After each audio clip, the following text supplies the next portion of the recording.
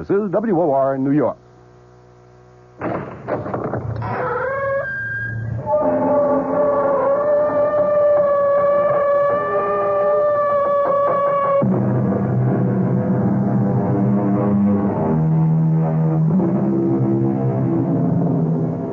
Come in.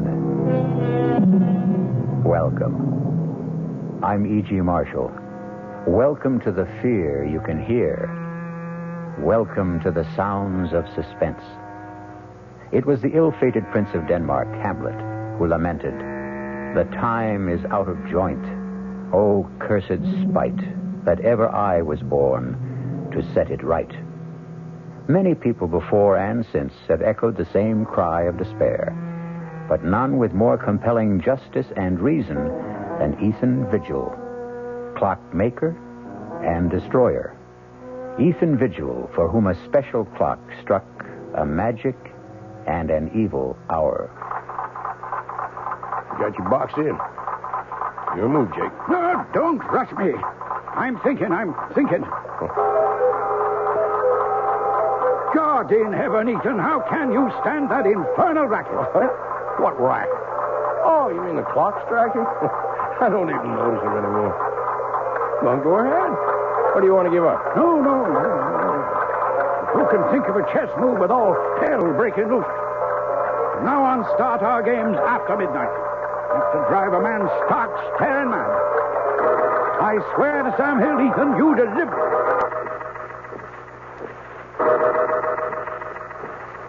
The only two living things left in the room at that terrifying moment, as time stood still, were myself and that damnable machine.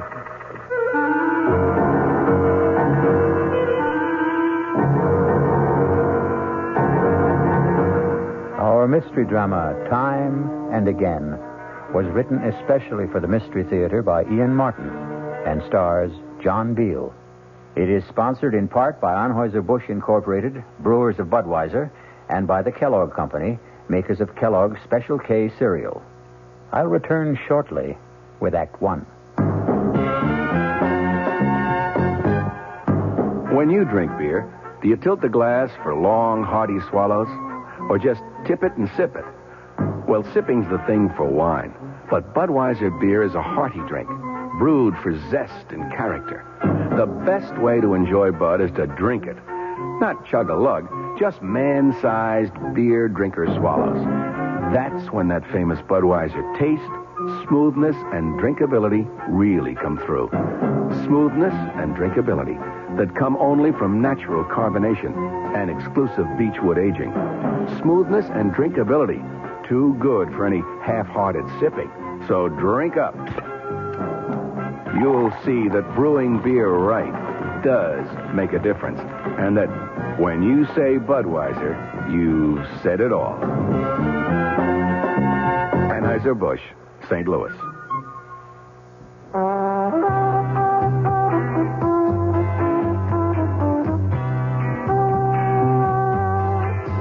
No matter what you're saving for, that's what Suburban Savings for Suburban.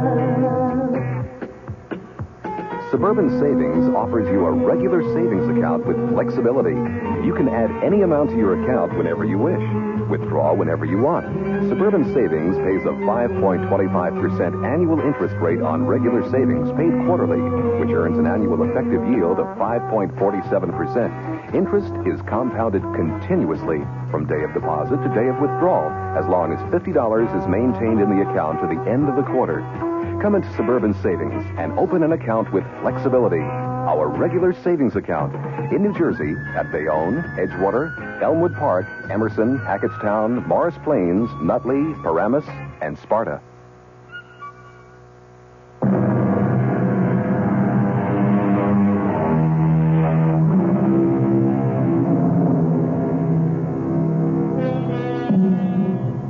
Few of us can resist the fascination of an auction, and I'm no different than most, which is how and why I happen to possess this curious document, which reveals a bone-chilling account of how many lives were lost so uncannily and eerily to the inhuman demands of what Ethan Vigil called that damnable machine.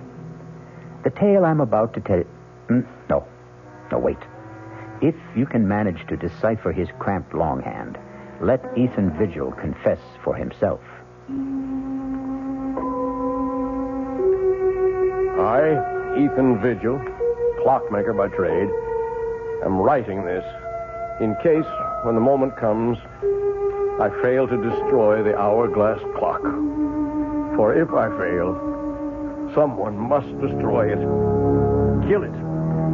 End its ghastly existence before God knows how many innocent people will die to satisfy its insatiable thirst. The clock itself came into my possession more or less by accident. I was working late at my shop one night about a year ago, and I heard a tapping on the closed glass door. Nation, some people can't read signs. Darn fools like to break that glass. Stop back. Can't you see I'm closed? Hey, Governor, please. Let me in. No, get on with you. You won't be sorry. Give me a chance. I'll give you the chance of a lifetime. Look.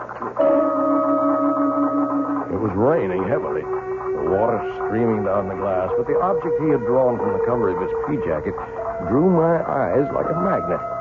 It was a clock, the like of which I'd never seen. It was shaped like an hourglass, with a strange appearing pendulum hanging in the lower half and the face in the upper half. And in the place of the figure 12, at the top of the face, was the numeral 13. I had to see that clock more closely. Oh, bless you, Governor. You're a lifesaver, you are. What do you want? Oh, I want you to have a look at this here clock. The clock is the only reason I let you in. I'd like to have a look at it myself. Let's take it over to the bench.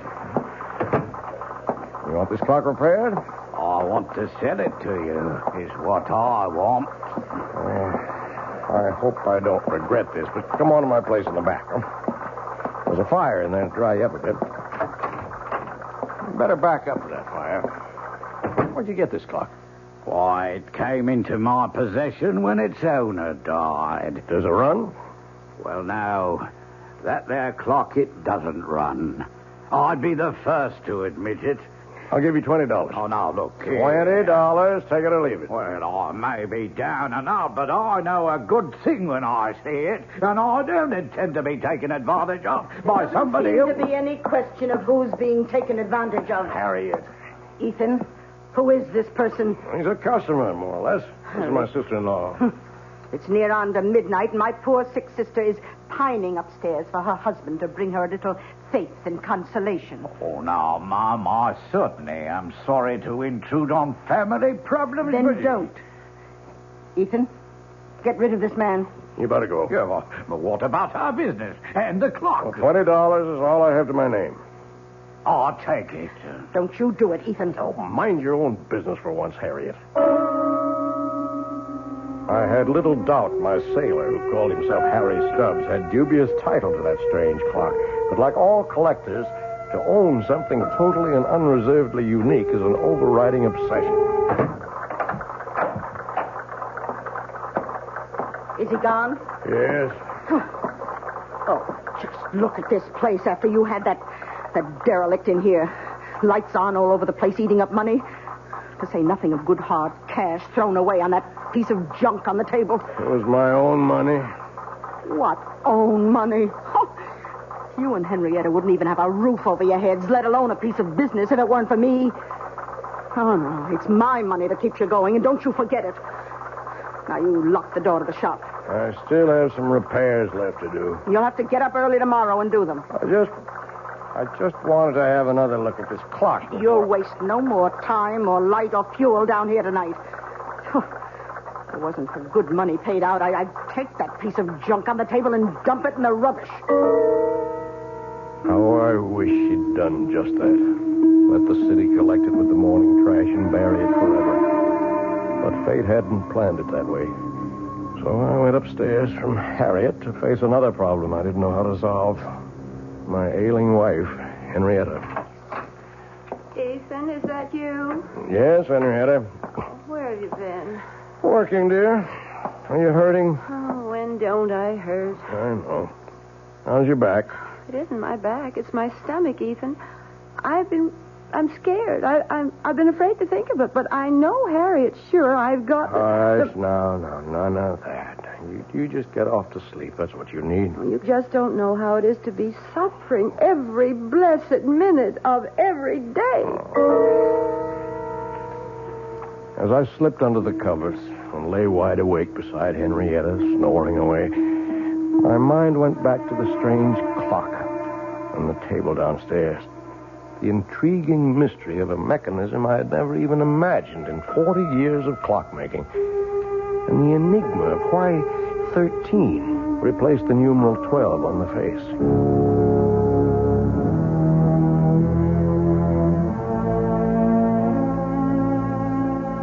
All the next morning, between my infrequent customers, I puzzled and poked and tried to reveal the workings of this bizarre clock. But by 1 o'clock in the afternoon, when I was completely stymied, my wife surprised me by coming out to the bench in her bathrobe. Henrietta, what's wrong? I've been calling for someone. Where's Harriet? Oh, she went to market. I'm sorry, I didn't hear you. Oh, I've got those blinding headaches again. Could we send for Dr. Royce? Is that the old clock that Harriet told me you threw away hard-earned money on? It's a very valuable antique, an original. And it was my money. Does it run? No. And what good is it? It's worth $20 as it is, at least. In working condition, it could be priceless. Can you fix it? Oh, I don't know. Why not? Well, look at it, Henrietta. Have you ever seen anything like it? First of all, the hourglass shape of the case. What's inside? Well, that's the problem. Except for the two round glass windows. And they're not even glass. I don't know what they are. What window? And the one for the clock face in the upper cup, if you want to call it that, and the one in the lower inverted cup, where you can see what looks like a pendulum. Oh, can't you shake it and get that to swing? That doesn't seem to be the way it's activated. It's quite stationary. Funny lopsided shape. Maybe it melted or something. Can't you get into the works? Well, only through this lid on the top. Now, look. There's all you can see of the works. Very old. Wooden gears, wooden pinions, wooden axles. No way to lift it out. I can't even get my hand in there to try. Let me. It's so silly. There must be some way to... Ow! What is it? Look what your silly old clock has done. What's the matter? My finger is bleeding. It felt like something bit me. Oh, come on, let me see. Why, it's just a scratch. Scarcely drew blood. Just the same, I'm not taking any chances with that dirty old clock. I could end up with blood poisoning. I'm going to run this underwater. Now, you get me a bandage and some disinfectant. Right with you. I was suddenly aware that the clock was running. And its beat was the sound of the human heart. But Ethan didn't follow his wife right away, because suddenly he had become conscious that the dead clock had come to life, that it had started to record time again, and that the sound of its beat was very different from all other clocks. It was a sound akin, if not completely similar, to the beat of the human heart. I shall return shortly with Act 2. And now another tale of the ball and chain. As Kellogg's Special K presents the good, the bad, and the heavy. Why is that cowboy wearing a ball and chain? Because carrying around extra pounds can be just like carrying around a ball and chain. How symbolic. What will it be, senor? Give me the Special K breakfast. Here you go. For a Special K, skim milk, orange juice, and coffee. Say, don't I know you from someplace? You probably don't recognize me with my ball and chain. I used to be 10 pounds lighter, but I'm getting back that way by exercising and eating smart at every meal. Starting with this here Special K breakfast. What's so special? It's less than 240 calories, 99% fat-free, and delicious. It's going to help me get rid of this here ball and chain. I bet your horse will be glad to hear that. another ball and chain. Fight but gust. Your happy ending could begin with the Kellogg's Special K breakfast. That's Kellogg's Special K. That's right. Good night. This is WOR New York, your Mystery Theater station.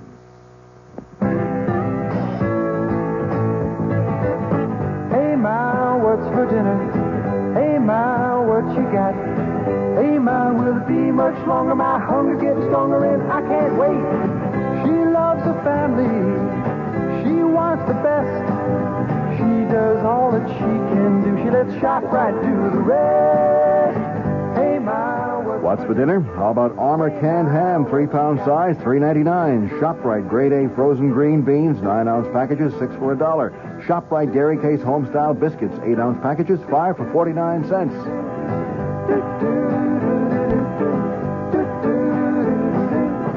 She loves the family. She wants the best. She does all that she can do. She lets ShopRite do the rest. Hey, Ma, what's for dinner?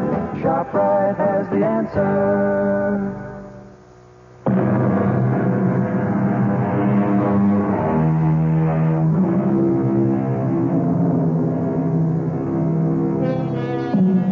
Whatever his wife had accidentally touched, the clock had begun to run and remained running steadily, without any sign of stopping.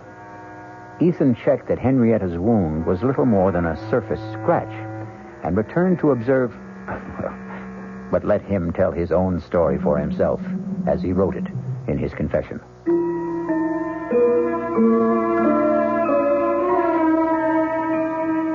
My examination of the clock as it ran made it even more of an enigma. Behind the face, beneath the lid, the gears I saw engage, second by second, operated the hands that told the time.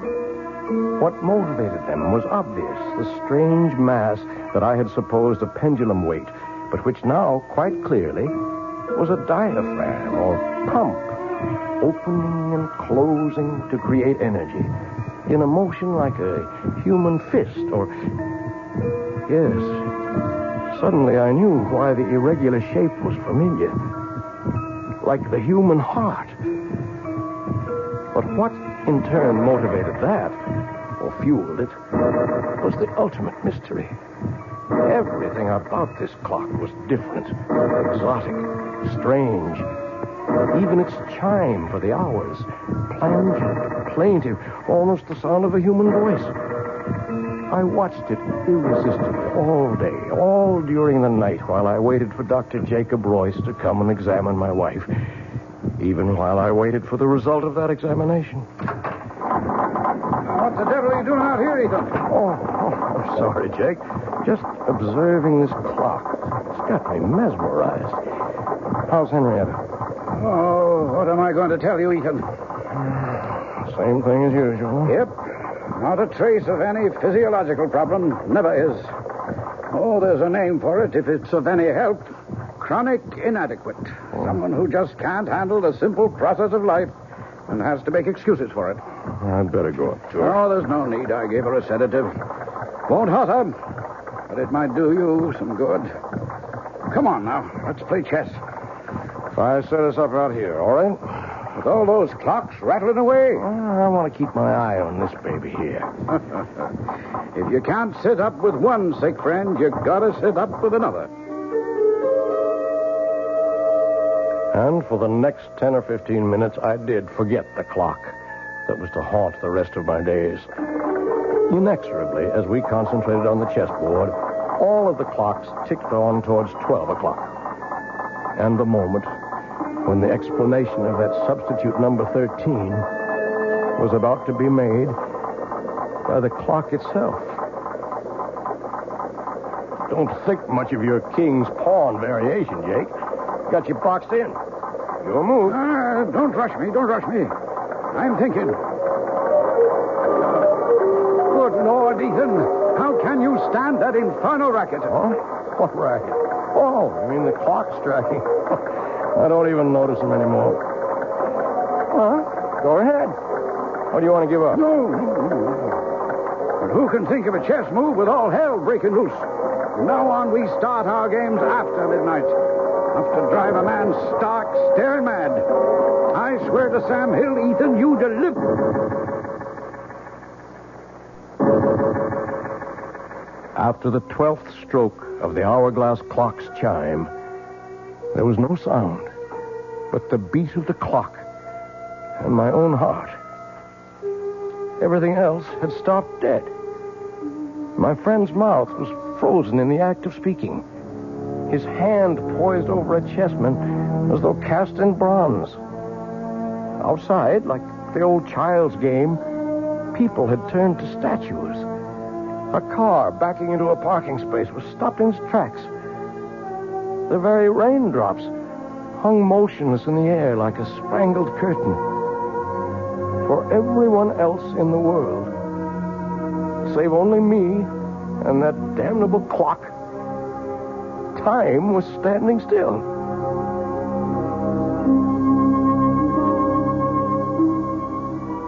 The next hour was a strange delirium.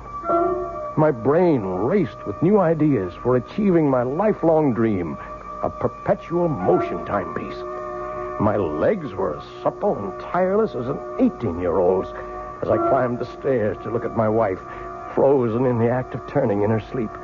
My sister-in-law caught in the middle of a snore.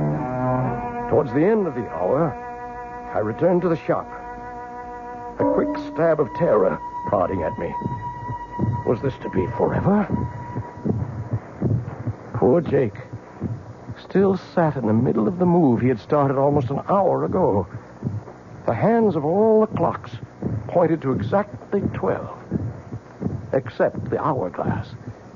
There, the small hand stood directly at 13, while the minute hand swept closer and closer to join it. With a sense of mounting excitement, I waited for their junction. Like the other clocks, my strange new one had only struck 12 before. Now I felt I knew the reason for 13. The extra magic hour of precious time that twice a day it offered to its owner. With bated breath, I waited for the proof. The missing chime. And then it came. Directly set us up here tonight to get me off my game. I concede. Don't you want some more time to think it over? Oh, it wouldn't matter if you gave me an hour to consider it.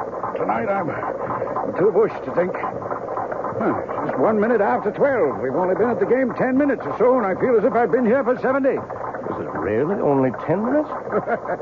You're the clockmaker, Ethan. Look all around you at your little markers.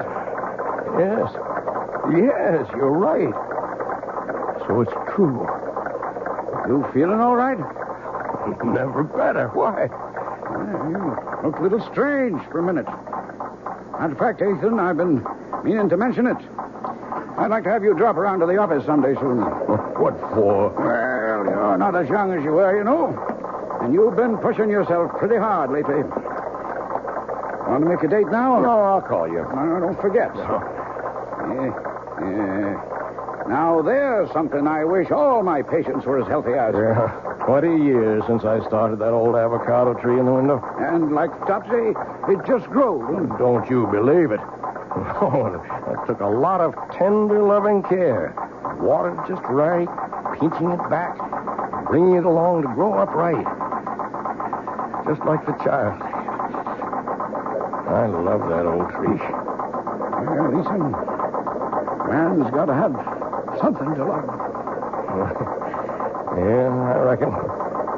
Oh, you don't think there's anything really wrong with Henry, do you? No, I don't. Just another of her eternal spells. Well, night, old friend. Rain stop.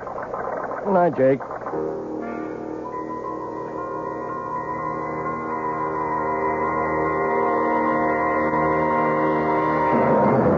For a long time after my old friend drove away, I stood by the door, gazing into the cool, crisp night. I didn't notice the cold. I was too full of a kind of welling excitement inside me.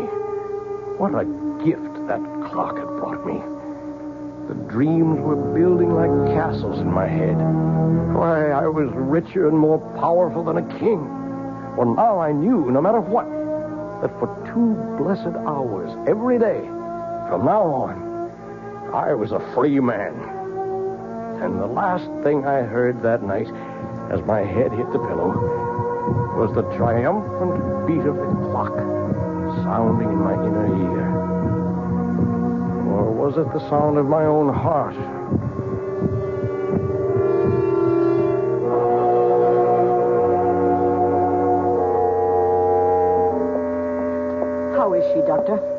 I don't know, Harriet. Now, I don't mean to alarm you, but I think we'll put your sister Henrietta in the hospital for a few days for observation. Well, what's the matter with her? Well, that's what I wanted to put her in the hospital for. Find out. Well, what do you suspect it is? I don't suspect it's anything. I just want to reassure myself. Now, why don't you go up and keep her company while I talk to Ethan? Oh, you won't have any trouble convincing him. I don't see why I can't take care of her. Well, you can't this time, Harriet.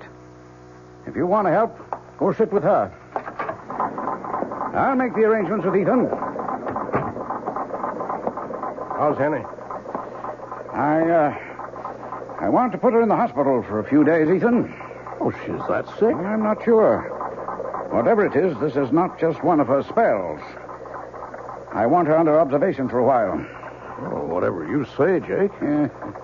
I wish I knew what to say. I feel a little guilty. Ever since that night a few weeks ago when we were playing chess. What do you mean, guilty? Well, damn it, for 20 years I've been medicating her imaginary ills. I wonder if maybe I got careless that night. Huh? Well, there's no doubt that from then on, this debility, anemia, whatever it is, started. Well, I'll get along and make all the arrangements. I'll phone you when to expect the ambulance.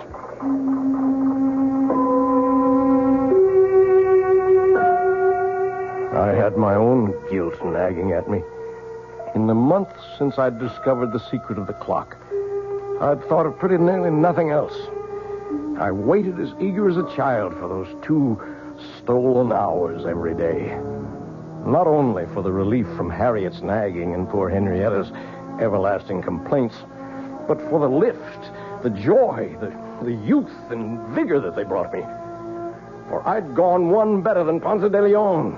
For part of a day, anyway. I had found the fountain of youth. But a wave of shocks was about to jolt me back to reality. The first was Henny's being taken to the hospital. The second was the morning the clock stopped.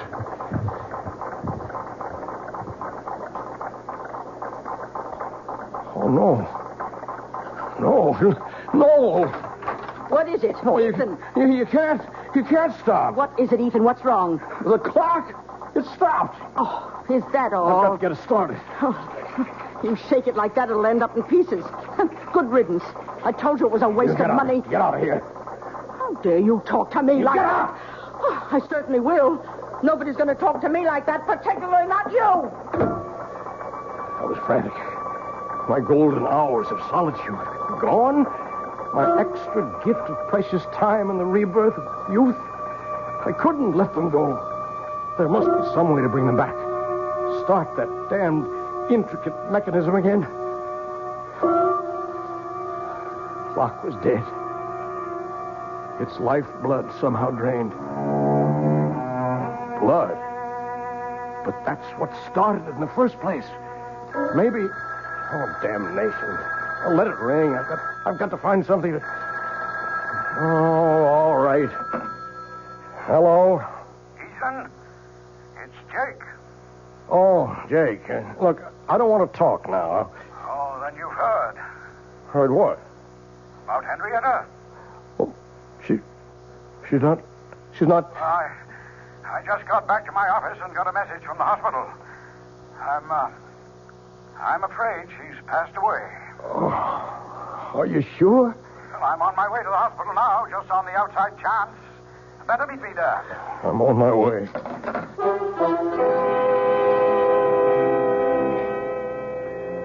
We were too late. Henny was gone. With no goodbyes. I sat by a nurse's desk, waiting for Jake to complete arrangements and drive me home. A young nurse came down the hall with a tray of blood samples, putting them on the desk. She came towards me. Mr. Vigil? Yes, nurse? Dr. Royce asked me to tell you he'll only be a minute or two. Oh, thank you, nurse. As she walked away, my eyes following her blindly, then I was looking at that tray of blood samples. Blood. It was Henny's cutting her finger that started the clock. Would that be the answer? I acted without thinking. In a moment, I had slipped one of the tubes into my pocket.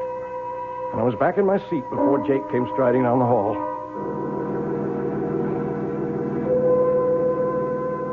I was back in the shop at last, alone. With shaking fingers, I lifted the lid, exposing the brain, or whatever it was, of the clock. Uncapping the tube, I poured in the blood. I looked at the dial. The hands were spinning around to the proper time. And then, the clock was alive again. Its heart was beating.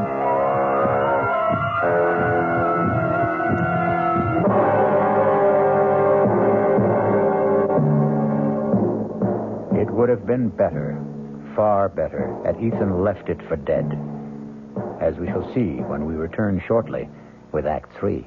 We knew we had a good thing going, but we're absolutely delighted that you know it, too. I'm Hy Brown, producer of Radio Mystery Theater, saying thank you. Thank you for those thousands of letters. Our prize drawing is over now, and I wish I could thank each of you personally. But here's the rub. So many of you ask questions about all sorts of things having to do with radio that sifting through the letters will take weeks. So here's a suggestion. If you need a quick reply, do write again, just the question this time, and we'll try to answer right away. Send it to Mystery Theater, Box 5152, Radio City Station, New York 10019. That's Mystery Theater, Box 5152, Radio City Station, New York 10019. And again, thanks so very much for your fabulous encouragement. This is WOR New York, your station for the Mystery Theater. Hello, this is Joe Franklin. Ladies and gentlemen and boys and girls, for the very latest in nostalgia, for the ultimate in remembering, please join with me on Saturday nights from 9:05 to 11 o'clock, where memories are truly happening right here over WOR Radio. It is my privilege to present radio's original Memory Lane program, but positively the original. And whether it's Al Jolson or Benny Goodman or Louis Armstrong or Eddie Cantor or Harry James or the Dorseys, Mario Lanza, Gene Krupa, the young Frank Sinatra, George M. Cohan, Bing Crosby, Bogart, Lombard, Cagney, and all those happy times of radio's comedy and drama and soap opera. We have it fascinatingly, and all the sounds are reproduced crystal clear Saturday nights from 9:05 till 11 over WOR Radio. Yours truly, Joe Franklin, hosting Memory Lane. Tune in.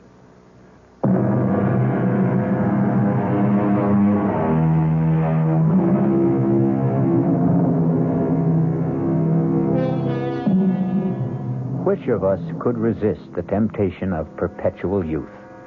Or short of that, any extension of life? 2 extra hours a day is 730 a year, almost exactly an extra month. In a lifetime, 6 whole more years.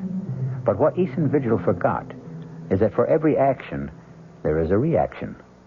For every gift, a recompense.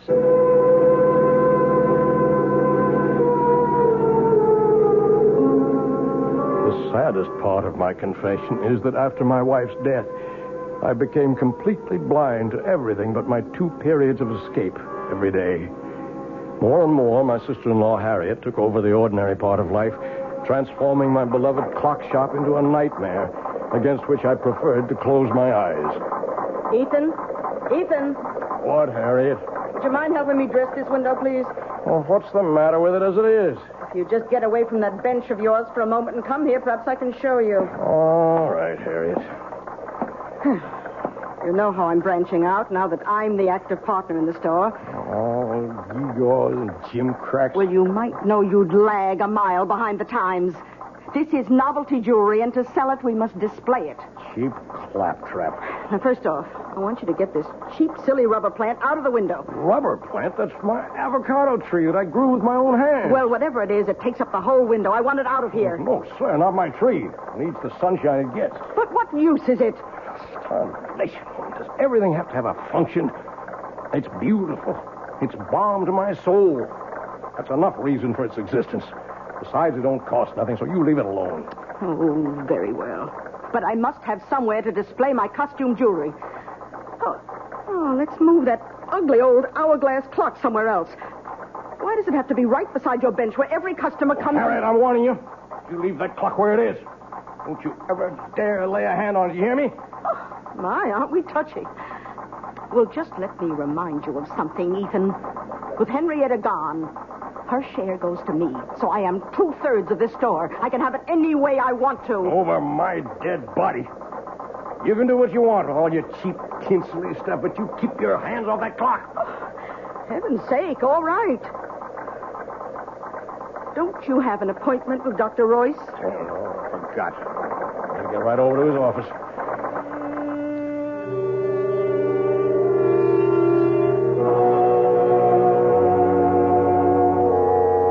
Okay, Ethan, you can put your shirt back on. I'm all finished examining you. Oh, what's the verdict? I couldn't be more pleased. You approve of the shape I'm in, huh? Well, before Henrietta died, I don't mind telling you, I was plumb worried about you. Oh. Your heart was acting up. I didn't like your blood pressure. And there was a lump in your belly I could palpate big as a grapefruit. And now? Now I don't even need the x-rays I took. Know it before I see him. It's practically noon. Now go on, you don't need a doctor. Get out of here. Let me get around to the sick people outside who do.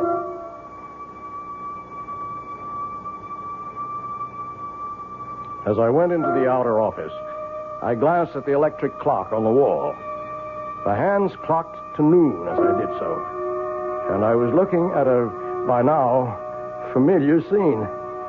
The nurse who had risen to escort the next patient in was suddenly transfixed, halfway up from her chair.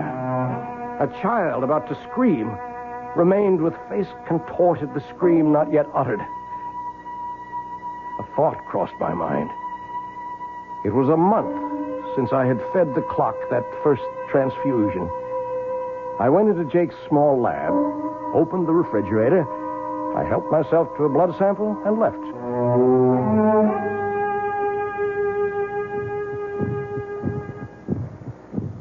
Back at the store, the only sound was the beat of my clock.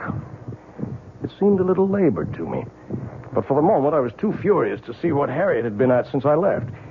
Draped all over my avocado tree were festoons of cheap tin and glass jewelry, and Harriet, the superior smirk on her face, was caught immobile in the act of adding more. I choked back my anger because suddenly, before I could move, the clock beat died. Why, Ethan, how'd you get back so soon? What are you doing to the avocado? Well, since I can't take it out of the window, I thought I'd just use it as a display tree. You leave that alone. As long as it's there, no one moves at it or touches it, except me. You understand that? Well, you certainly don't have to be so abusive. Get away. Get out of here. Leave me alone. Oh, when you're in a mood like this, I'm glad to. I'm sorry to tell you that your precious clock seems to be out of order again. I hope this time it's broken for good. Good riddance. Poor old tree. But first, some special oil for the magic lamp. Please, God, you'll still run again.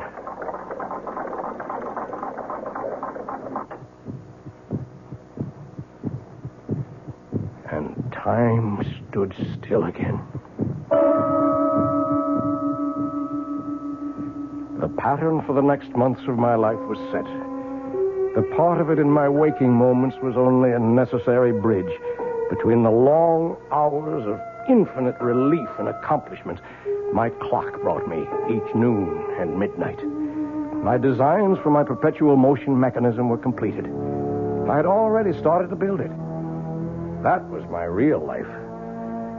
Although I found to my dismay that the clock seemed to demand more and more frequent transfusions to stay running. But these were easy to steal from Jake's office in the hours when time stood still. Then once again, events caught up with me. Oh, Jake, just a moment. What are you doing here this time of night? Well, the evening's young. I thought a chess game might get some things off my mind.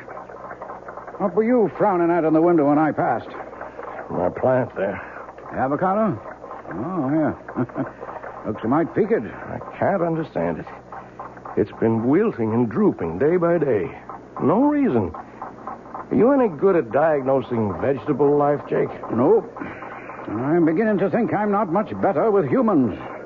I wish I knew the secret of your spot of youth. Think I'm getting old. You're not yourself, Jake. What's wrong? I don't know. In a way, it goes back to Henrietta's death, or seems to. What does? Well, I never said too much about the way she died at the time, Ethan. Congestive heart failure, you said? Oh, that's true enough. That's a condition that produces an end to living. But what caused it? Are you asking me? No, I'm asking myself. And I have no answer. Oh, tests were run and the pathological evidence was clear enough. But in spite of massive transfusions, we couldn't stop Henrietta's blood from simply disintegrating. Quite literally turn into water. And that's unusual. Abnormal. Never seen a case like it before. In the last 3 months, I've lost 3 of my patients to the same sort of, what shall I say, same sort of malady. I might have seen it developing, except for a strange thing.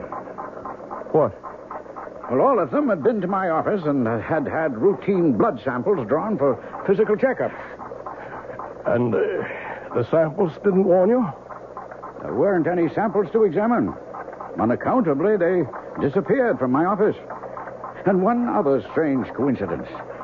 The night your wife died, a blood sample for a patient in the hospital disappeared.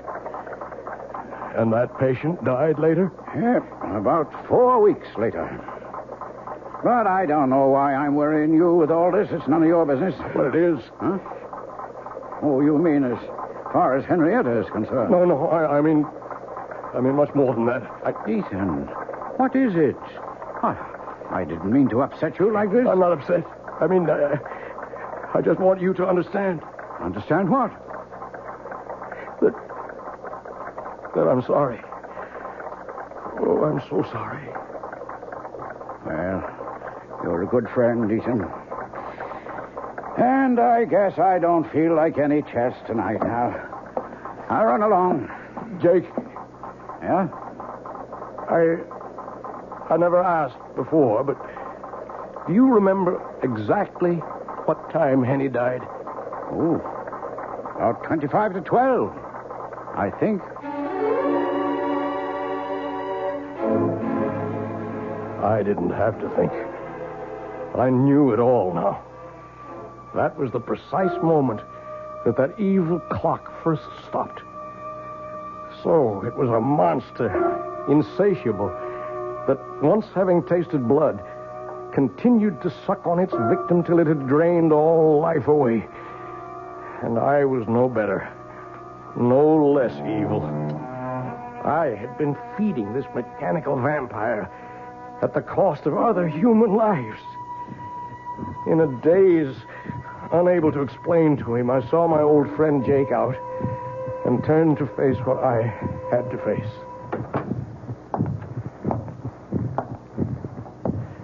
The shop was dark as I walked to the clock. My ears were so attuned to it by now that I'd been aware that it had started to labor and needed a fresh transfusion. I was more than a little mad by now. As in the dark, I said to it, "Die! Damn you, you devil! Die!" My moment of triumph was brief. I still had my own expiation to make. Not only for my wife, but for all those others. And there was a personal sadness as my hands in the darkness traced the form of my perpetual motion machine, which would never be completed now. A man without love, wife, or children would like to leave a small footprint on the sands, his gauge to immortality. All I would leave now was a sick avocado tree I had nourished for 20 years for nothing. And then suddenly, I heard stealthy footsteps and pulled back into the shadows.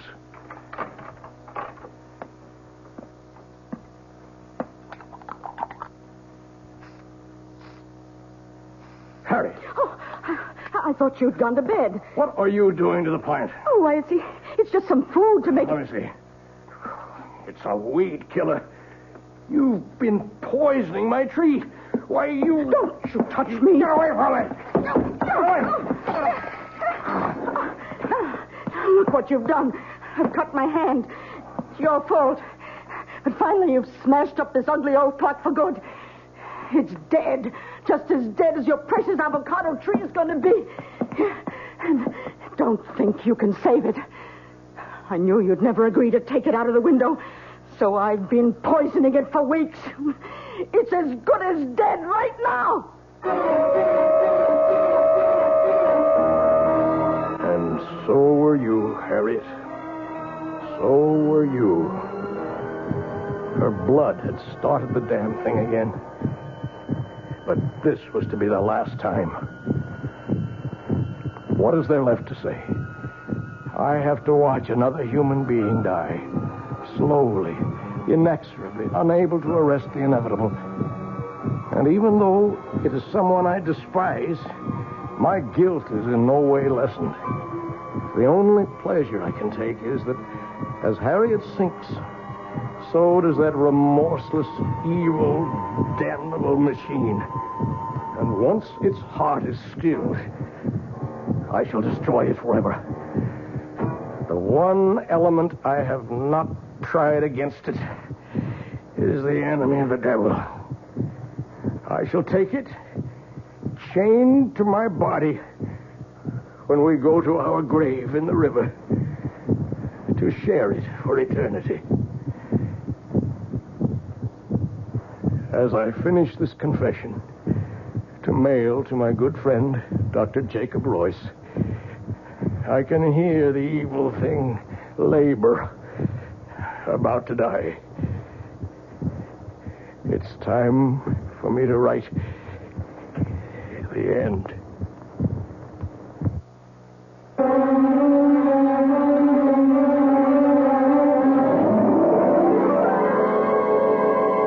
So be warned. If you should by any chance come across a clock in a curio shop shaped like an hourglass with a dial that bears the number 13 instead of 12, shun it like the plague. I'll be back shortly.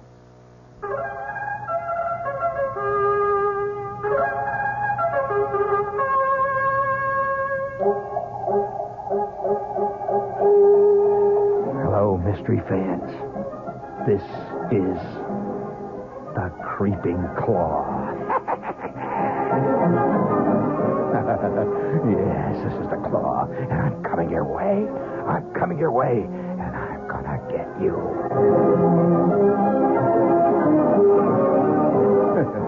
Oh, I'd love to play the lead in one of those mysteries. This is Gene Shepard, gang, and I'm here to tell you that there's been a great time change here on WOR. And from here on in, I'm going to be heard every night. There's been all kinds of phone calls about it, so here's the answer. Every night at 9:15, Monday through Friday. Gene Shepard, better known as the Creeping Claw. Good evening. I'm Patricia McCann. Dora McCann and I hope to have the pleasure of your company this week from 11:15 a.m. to 12, Monday through Friday. And let me tell you what we've got planned. Food prices have gone up again, so tomorrow we'll talk good, cheap food and how to make it taste. Then Tuesday, the day we've set aside for our ongoing nutrition series, our guest will be Diane Buckman, and she'll tell you how to use herbs to make everything from your own cosmetics and perfume to a natural tranquilizer. Then on Wednesday, we're going to get tough. Our guest will be Ralph Charles, a lawyer, a consumer, and a complainer, and he wants to tell us all how to get satisfaction from Ma Bell, Con Ed, and the local TV repairman. Thursday, Dora McCann interviews a lady who does a lot of ad-libbing in the kitchen, who doesn't think you should be uptight about a lot of the old rules and regulations. Her name is Glenn Andrews. She's author of Impromptu Cooking. And then last but not least, on Friday, you'll hear Muhammad Salam, who'll talk about his Middle Eastern restaurant, the Tripoli restaurant here in New York, one of the best. Have we got a date? Monday through Friday, the McCann program right here on WOR.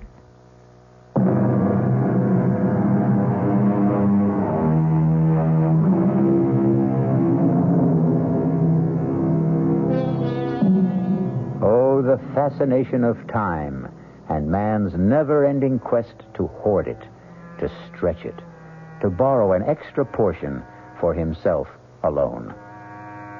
As I sit watching the clock ticking away, I, too, have that irrational impulse all of us have felt sometime to hold back the hands and bring time itself to stop. And then I remember Ethan Vigil, and I decide that once around is enough for all of us. Our cast included John Beal, Grace Matthews, Bryna Rayburn, and Ian Martin.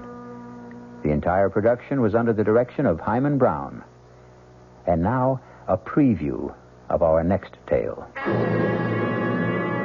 Deeply, hopelessly, irrevocably in love. Now, my boy, I've been a publisher a long time. I've talked to dozens of authors. They all fall in love with characters they've created. It happens all the time. She didn't exist before you created her, did she? She exists now. Good heavens, man. She came out of your mind. She has no life except the one you gave her. Maybe she did come out of my mind, but now she's got a life of her own. Well, in a manner of speaking, of course she has. And I want to prolong that life, Stephen. I predict great success for Clarissa. And for you. You and Clarissa are one, you might say. No, we are not one. We must never be one. I want her dead. This is E.G. Marshall inviting you to return to our Mystery Theater for another adventure in the macabre. Until next time, pleasant dreams.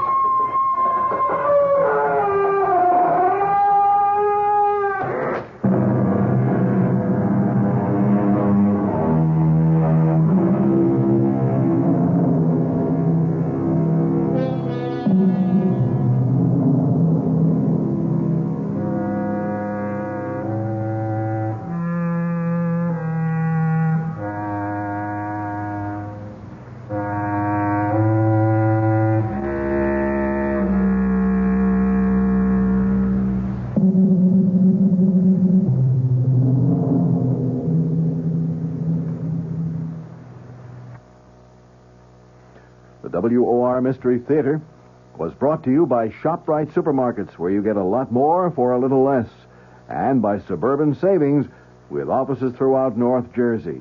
The preceding Mystery Theater program was furnished by the CBS Radio Network. John Wingate here. You have a problem? Money, stocks, medical, or whatever. Then join me, weeknights at 10 p.m., for the Wingate News Digest. News is simpler than you think.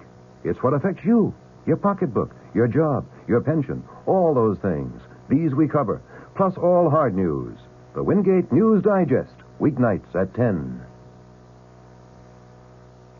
Be sure you join us again tomorrow for the Mystery Theater, right after the Fulton Lewis News Commentary, Monday through Friday, here on WOR.